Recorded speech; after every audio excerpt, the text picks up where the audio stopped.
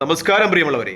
പശ്ചിമേഷ്യയിലെ സംഘർഷ സാഹചര്യങ്ങളെ കൂടുതൽ കലുഷിതമാക്കിക്കൊണ്ട് റഷ്യയുടെ സെക്യൂരിറ്റി കൗൺസിൽ തലവൻ ദിമിത്രി മെദ്വദേവിന്റെ പ്രസ്താവന ഉണ്ടാകുന്നു. നിരവധി രാജ്യങ്ങൾ ഇറാന് ആണവായുധങ്ങൾ കൊടുക്കുവാൻ തയ്യാറാണ്. റഷ്യയുടെ സെക്യൂരിറ്റി കൗൺസിൽ ചെയർമാൻ പറയുമ്പോൾ അതൊരു പക്ഷേ റഷ്യയെക്കുറിച്ചായിരിക്കാം. റഷ്യ ഇറാന് ആണവായുധങ്ങൾ നിർമ്മിച്ച പോർമുനകൾ കൊടുക്കുവാൻ തയ്യാറാണ് എന്ന ഉദ്ദേശത്തിലായിരിക്കാം അദ്ദേഹം സംസാരിച്ചതെന്ന് ചില മാധ്യമങ്ങളൊക്കെ വിശകലനം ചെയ്യുന്നുണ്ട്.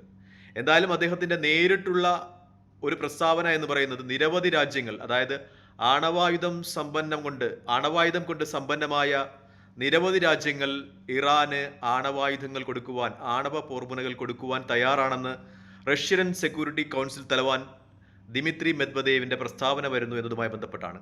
ഇത് ആ മേഖലയെ കൂടുതൽ സംഘർഷപൂരിതമാക്കുന്നു എന്ന ഒരു വിശകലനത്തിലാണ് അന്തർദേശീയ മാധ്യമങ്ങൾ. പ്രത്യേകിച്ചും ഇറാന്റെ വിദേശകാര്യമന്ത്രി Abbas Araghchi Russian president Vladimir പുടിനെ സന്ദർശിക്കുവാൻ ഒരുങ്ങിയാണ്. ഈ അവസരത്തിലാണ് വ്ളാദിമിർ പുടിന്റെ ഏറ്റവും അടുത്ത അനുയായിയും അദ്ദേഹത്തിന്റെ ഉപദേഷ്ടാവും സെക്യൂരിറ്റി കൗൺസിൽ ചെയർമാനുമായ ദിമിത്രി മെദ്വദേവിന്റെ പ്രസ്താവന വരുന്നത്.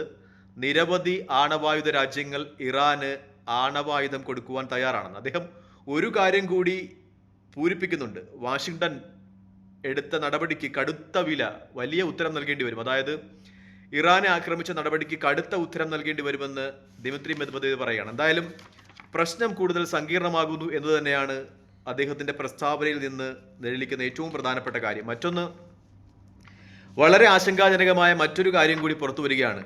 ഇറാന്റെ ആണവ നിലയം ആക്രമിച്ചതിന് പ്രതികാരമായി ഹോർമൂസ് കടലിടുക്ക് അടയ്ക്കുവാൻ ഇറാൻ പാർലമെന്റ് അംഗീകാരം നൽകിയതായി വാർത്തകൾ വരുന്നുണ്ട്.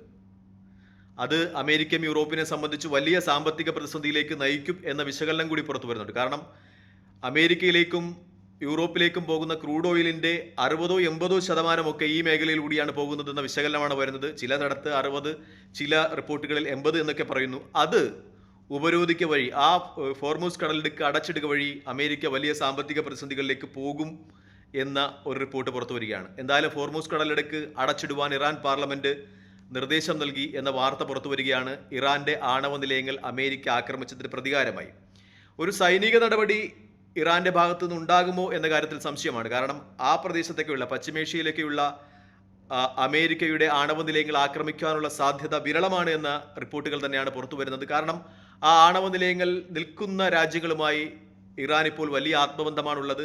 മിക്ക രാജ്യങ്ങളും ഇറാനെ സഹോദര രാജ്യം എന്ന് വിശേഷിപ്പിക്കുകയുണ്ടായി. ഈ അമേരിക്ക ഇറാന്റെ ആണവ നിലയങ്ങൾ ആക്രമിച്ചതിനെയും ആ പരിസരത്തെ പശ്ചിമേഷ്യയിലെ എല്ലാ രാജ്യങ്ങളും, സൗദി അറേബ്യ ഉൾപ്പെടുന്ന, ഒമാൻ ഉൾപ്പെടുന്ന എല്ലാ രാജ്യങ്ങളും വിമർശിക്കുകയും ഇറാനോടൊപ്പം നിൽക്കുകയും ചെയ്തു. അതുകൊണ്ട് തന്നെ ഇറാൻ ഈ അവസരത്തിൽ പശ്ചിമേഷ്യയിലെ അമേരിക്കൻ സൈനിക താവളങ്ങൾ ആക്രമിക്കാനുള്ള സാധ്യത വളരെ വിരളമാണ്. കാരണം ഇസ്രായേലും ആഗ്രഹിക്കുന്നത് അങ്ങനെ തമ്മിൽ തല്ലി ആ പ്രദേശത്തെ രാജ്യങ്ങളുടെ സമ്പത്തും സൈനിക ശേഷിയുമൊക്കെ ചോർന്നു പോകാനാണ്. അവരുടെ ശക്തി ക്ഷയിക്കുന്നതിനും അവർ പാലസ്തീന് വേണ്ടി ഉയർത്തുന്ന ശബ്ദം ദുർബലമാകുന്നതിനും വേണ്ടിയാണ് ഇസ്രായേലിന്റെയും അമേരിക്കയുടെയും ഒക്കെ പർപ്പസ്ഫുള്ളി ആയിട്ടുള്ള പ്ലേകളും അവരുടെ ലക്ഷ്യം വെച്ചിട്ടുള്ള നീക്കുപോക്കുകളും ഒക്കെ അങ്ങനെയാണ്. അത് ഒരുപക്ഷെ ഇറാൻ തിരിച്ചറിയുന്നത് കൊണ്ടായിരിക്കാം ഒരുപക്ഷെ ആ പ്രദേശത്തെ സൈനിക കേന്ദ്രങ്ങൾ ആക്രമിക്കാതെ ഇപ്പോൾ ഹോർമൂസ് കടലിടുക്ക് അടച്ചിടുവാനുള്ള തീരുമാനങ്ങളുമായി മുന്നോട്ട് പോകുന്നത് എന്ന ഒരു വിശകലനവും മാധ്യമങ്ങളിൽ നിഴലിക്കുന്നുണ്ട്. എന്തായാലും ഇറാനെ സംബന്ധിച്ച് ഇപ്പോൾ അവരുടെ ആണവ കേന്ദ്രങ്ങൾ ആക്രമിച്ചതിന് പ്രതികാരമായി ഹോർമൂസ് കടലിടുക്ക് അടച്ചിടുന്നു. പക്ഷേ ഇസ്രായേലിനോടുള്ള അടി തുടരും. ഇസ്രായേലിന് അടി കിട്ടും. പക്ഷേ ഹോർമൂസ് കടലിടുക്ക് അടച്ചിട്ടുകൊണ്ട് അവരുടെ പ്രതികാര നടപടികൾ തുടരും എന്ന രീതിയിലുള്ള വാർത്തകളാണ് അന്തർദേശീയ മാധ്യമങ്ങളിലൊക്കെ നിഴലിക്കുന്നത്. തൽക്കാലം ഈ വീഡിയോയുമായി ഇവിടെ വാങ്ങുകയാണ്. മറ്റൊരു വീഡിയോയുമായി കാണുന്നവരെ നന്ദി, നമസ്കാരം, ജയ് ഹിന്ദ്. വീഡിയോ ഇഷ്ടപ്പെടുന്നുണ്ടെങ്കിൽ ലൈക്ക് ചെയ്യുക, ഷെയർ ചെയ്യുക, കമന്റ് ചെയ്യുക. മറ്റൊരു വീഡിയോയുമായി കാണുന്നവരെ ജയ് ഹിന്ദ്.